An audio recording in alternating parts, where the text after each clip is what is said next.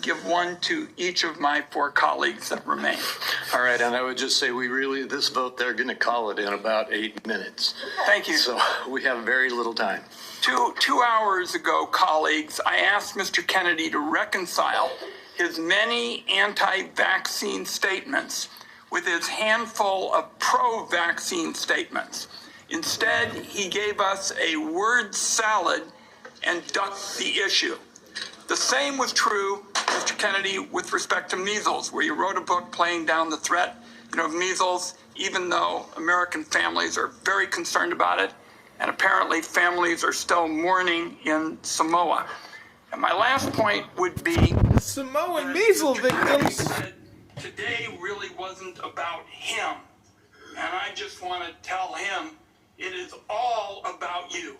Because I find your presentation to be both untrustworthy and unprepared, because my colleagues have been seeing back and forth between Medicare and Medicaid, and it's not clear which program you're using when.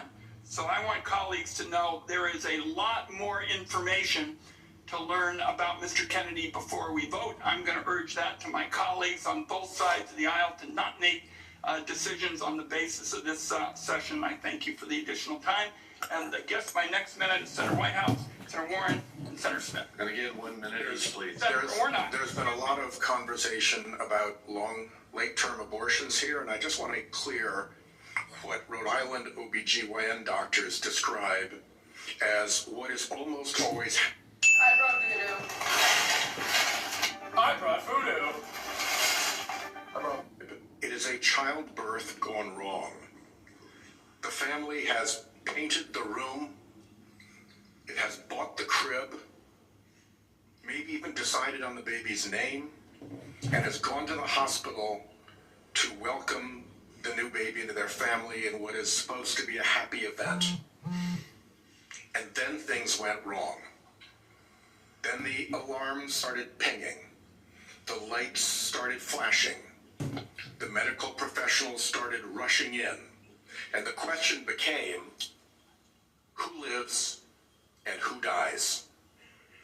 The mom's life is often at risk, and she may have other children she needs to care for. The baby's life may be at risk, and one or both may die. In that environment, the doctors and the family own that decision. Government has no place in that room.